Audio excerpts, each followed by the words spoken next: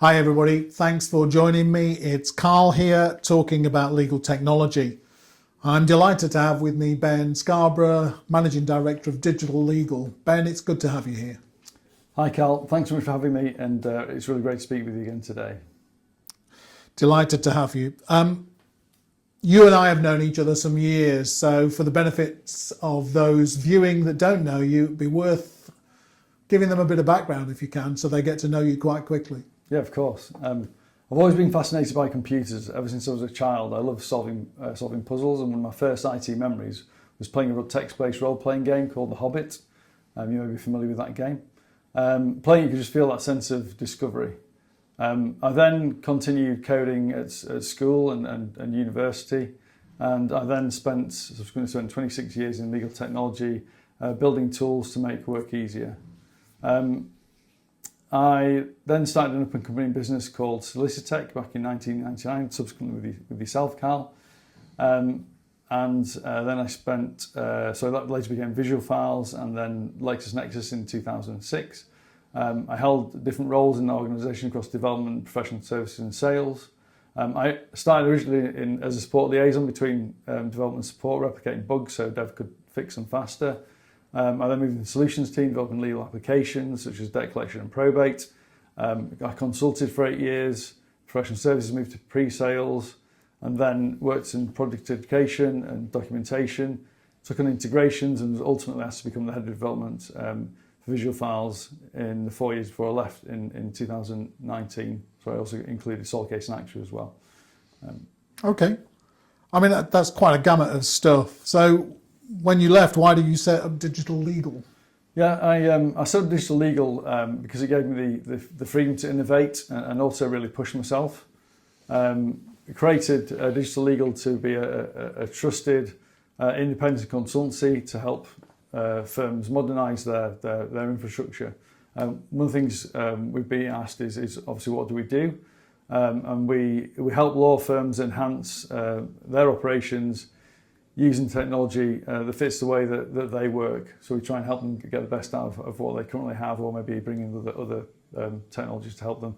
We also streamline workflows, improving compliance, and that helps free up people to focus on delivering a great legal service. Okay.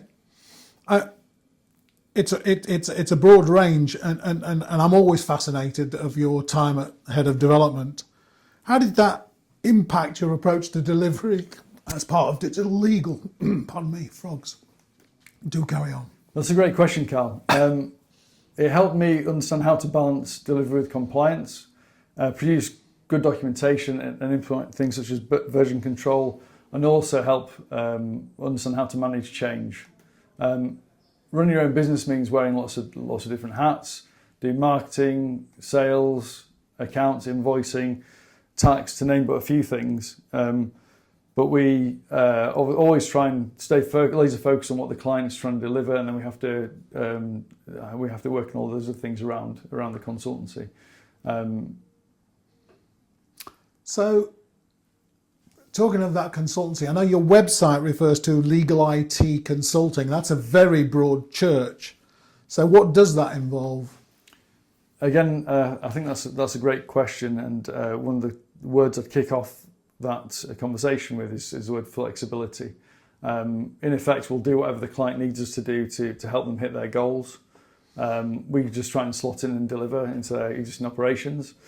Some of our services include, for example, doing business analysis. So we may be involved in doing a process mapping workshop, working out how they work now and mapping all out, and then working out where they want to go. So what does the pursuit process look like? What some recommendations such as automation, and are there any kind of opportunities to introduce things like AI to help enhance those workflows? We also deliver custom software integrations, provide reporting and dashboard, facilities, deliver training and user workshops. So a whole plethora of different things, we can flex and turn to if our clients require that. And it's a broad range. How do they come to you? Where do they come from? A lot of our work comes from existing relationships or referrals from people that we may have worked with in a current life across the 26 years in legal tech. We also may go directly to potential clients on prospects if we see a need that they're maybe looking for in the market, which we can help fill.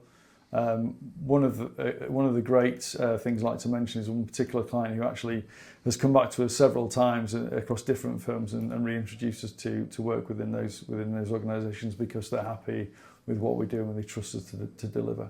It must be very gratifying to have somebody who's moved firms several times and brought you in each time. So it speaks volumes about the quality of the work you're delivering. I know when people are asked about their business, they say, "Oh, can you describe your ideal client?" I won't make it that specific, but what are you looking for in your clients? Yeah, sure. Well, I think one of the key things is we look for collaboration. So we want to find a client who's collaborative, who wants to work with us. It sounds obvious, but sometimes you don't always come across that you don't always come across that the drive for collaboration. That's key in terms of the relationship from our side.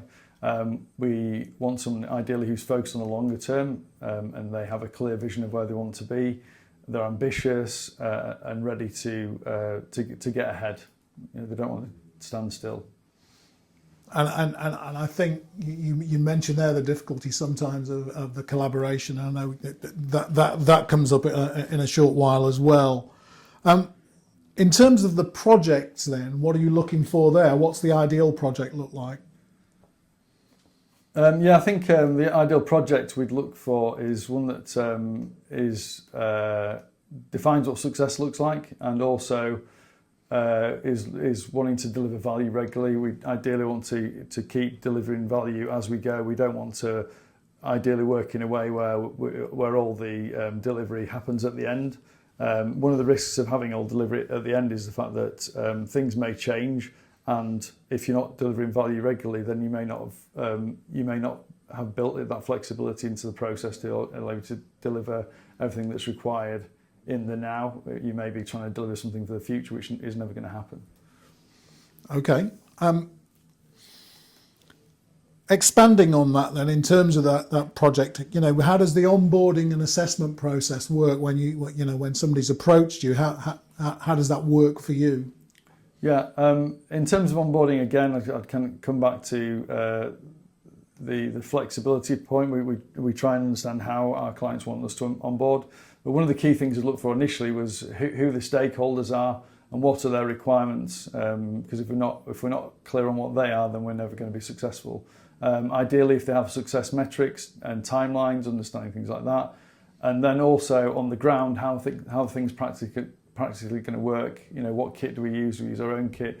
Do we have access to their systems? How long is that going to take? We want to make sure everything's lined up so we can hit the ground running and we're successful from day one. And I imagine flexibility is going to come up here. I'm not going to give you, put words in your mouth, but in terms of doing the work, it's often the case that firms have to adhere to the way the consultants want to work. Mm-hmm. Is that the case with you, or does that differ? It's certainly not the way we try and work. We try and, wherever we can do, either slot into the client's existing teams, or we can work across teams, or we're happy to form our own teams if that's how the client wants us to deliver. It all depends on, I guess, going back to the objectives of the engagement and where they're looking to go. And what about sign-off? When do you know when the project's finished? In terms of sign-off, again, it depends on what the client wants to do, how they want to work with regards to sign-off. But how we typically like to work is we want to demo to the stakeholders, and once they're happy with a particular feature, then we'll make sure that feature is well-rounded and has everything that's required to go with that. So is it properly tested? Is it documented? And then we'll work out with the business how they want to deliver that feature and how we can deliver it as seamlessly as possible without disrupting the business as usual operations as much as we possibly can do. And I guess that important to many, probably not enough in terms of the people providing the service, but in terms of supporting the completed work, how can that work? Yeah, well, we always try and leave our code or our project, our delivery, as clean as possible. We try and leave nice clean code. We try and put comments in the code. We try and leave documentation, and we try and leave everything tidy and ready for anyone to pick up. So whether that's ourselves or someone else who comes in we always try and leave things in a state that things can easily be picked up. There's nothing worse than going in and trying to understand what some code's doing without it being documented or clear. So we always try and leave things in a way that we'd want to pick them up ourselves. But if the client wants to support that, we can continue to support that as part of the current engagement, or we're happy to offer an optional support service to support after we've left, if that's something the client wants us to do. I'm sure that's actually good for them to hear as well, that's available, either way. Now, you and I, in projects we've worked on in the past, have been quite varied, and the word variety is something I associate with you and consultancy in general. So how varied is the work? What kind of things do you get involved with? Yeah, I would amplify that and say it's very varied. We might be firefighting critical issues to be laying foundations for future speed. One day we might be running a process mapping workshop, and the next we might be diagnosing a web portal issue, for example. We may be adjusting a case management system or creating batch loading scripts. So our work is extremely varied and can jump around a lot. But we try and wrap control around delivery as well, because if you're context switching all the time, then you struggle to get anything done. So we try and wrap control around that. But obviously, if there's a fire and we need to jump on it, we can jump on it and stop what we're doing. Okay. Any case studies that you can share with us here?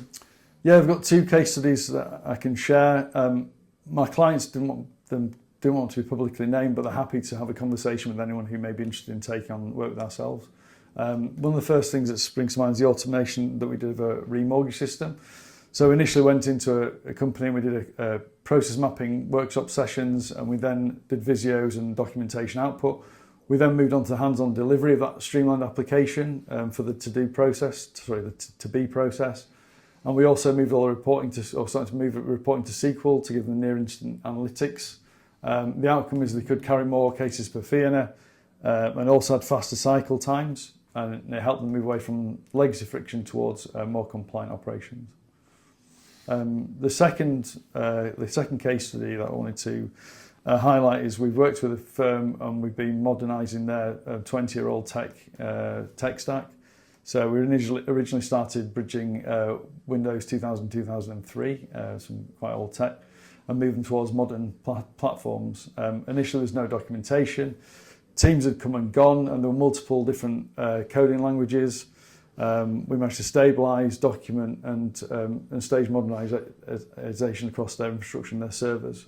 The outcome is the security risks were reduced, the platform uncertainty was resolved, and they could take advantage of the latest technologies. They're now in a much better place. They're supported and secure, and they can move forward. That's good to hear about the 2 case studies, and thrilled that both companies are willing to chat to anybody who's interested in doing work with you. That's very useful. How do people find out more about you? Yeah, so if anyone wants to find out more about us, you can go on our website and have a look at some information on there. We've got a catalogue of services on there.